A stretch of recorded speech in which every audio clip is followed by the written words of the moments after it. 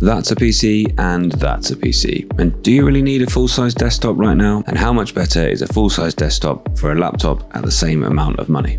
So I've been a massive fan of this. This is my GPD Win Max 2. It's a Ryzen 9 HX 370 powerful computer. It's changed the way I work because I take it with me everywhere. It just gets chucked in any bag and I can work on the same project. I've been sat here editing on Premiere Pro this morning.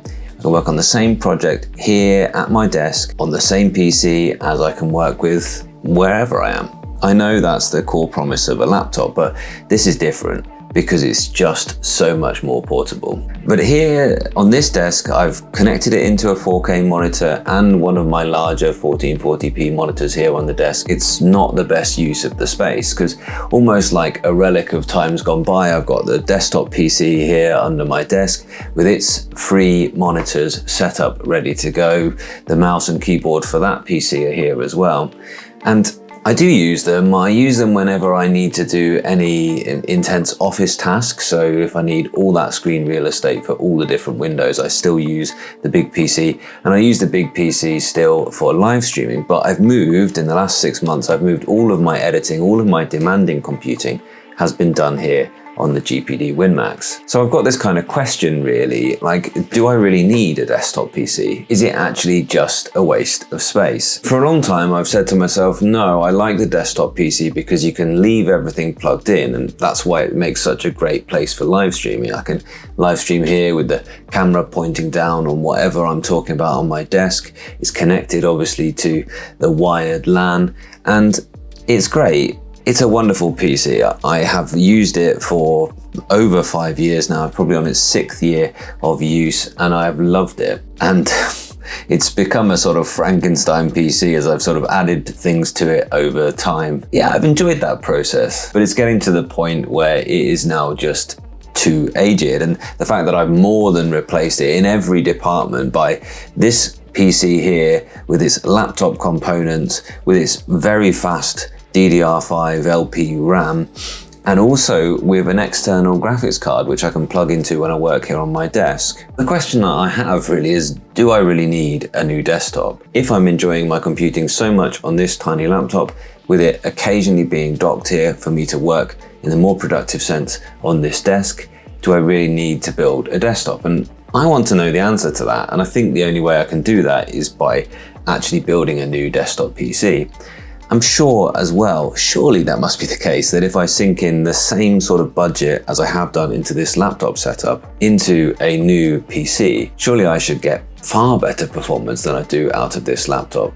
Well, we'll see. This thing has been sat here for some time, just taking up space in my room, and it was sent from PC Cooler, so thanks very much to them. And I've just been umming and ahhing about what PC components I should put into it, really. But I'm sure you can see my conundrum after reviewing so many of these tiny little PCs, that just to justify the space that you're taking up with this PC, it had better have significantly better performance than that little laptop. Very cool.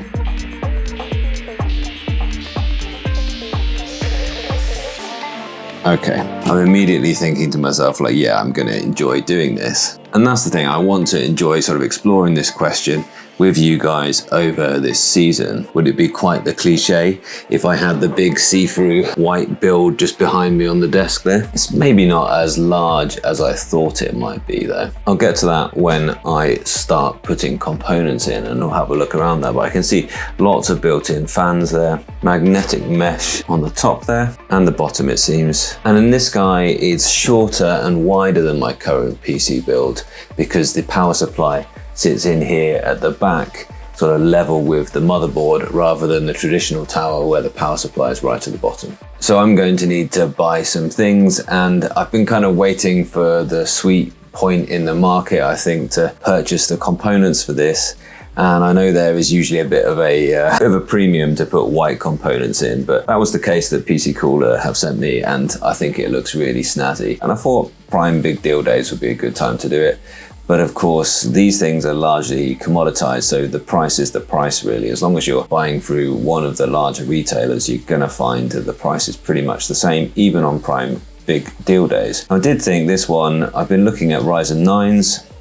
My last PC was an Intel and I've enjoyed using it, but Intel right now they're objectively behind AMD in terms of the performance in both their mobile chips and their desktop chips. So I'm going to go for AM5. I'm going to go for one of the latest generations of Ryzen 9s here. Certainly if this was a gamer build, I think a Ryzen 7 would be just fine. But I personally need the multitasking. I need more cores.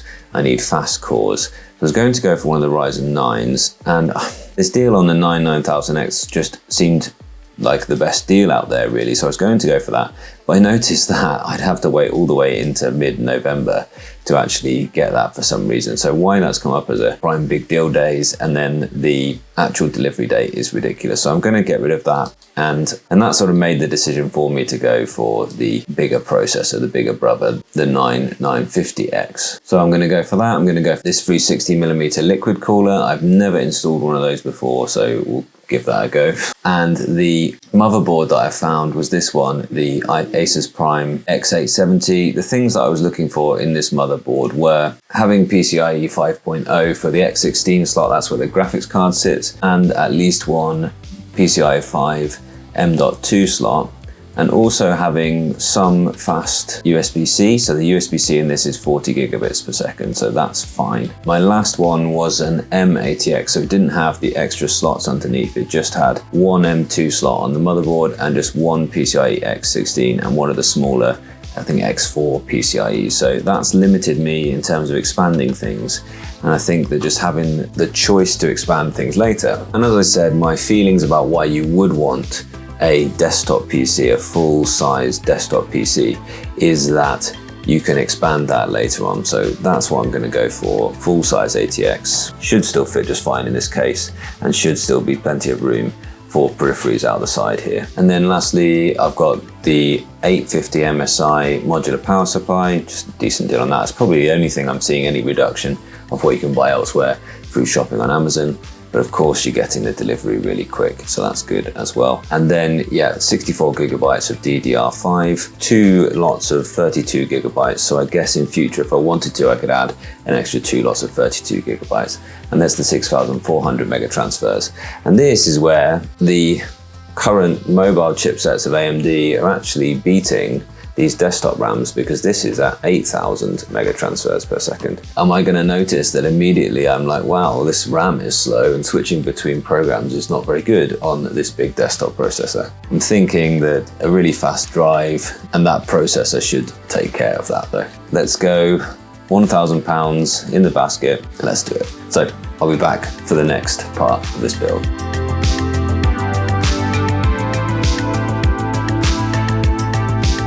Well, there we go. That's a large amount of money, but I guess I could have bought the Mont Blanc tablet to review that, when I'm probably going to buy a Kindle Scribe Color for about 600 quid to review that. I guess that puts it all in perspective, because I'm looking forward to being able to get back to editing things on a big desktop PC. Yeah, this being my little sidekick rather than demanding this to do all of my workflows. And I don't know if you heard, I'm hoping that didn't come through terribly on the sound, but blimey, the fan noise of this when it was just doing OBS and capturing that screen at the same time was quite impressive, wasn't it? I mean, it stays quick, but it's not quiet. It's all arrived, and now I've just got to actually build the thing. And yeah, that'll be the next video here. And I'm excited, but I've actually never built a PC entirely from scratch. So it's, yeah, a sort of nervous excitement, let's say. I'm sure it's all going to go really smoothly. It's famous last words, right? Well, okay, what I'm going to have to do, I think, is enjoy it and just expect there to be hurdles along the way, and expect to enjoy solving those problems. I'm just going to apportion a long enough amount of time and hope it all goes according to plan.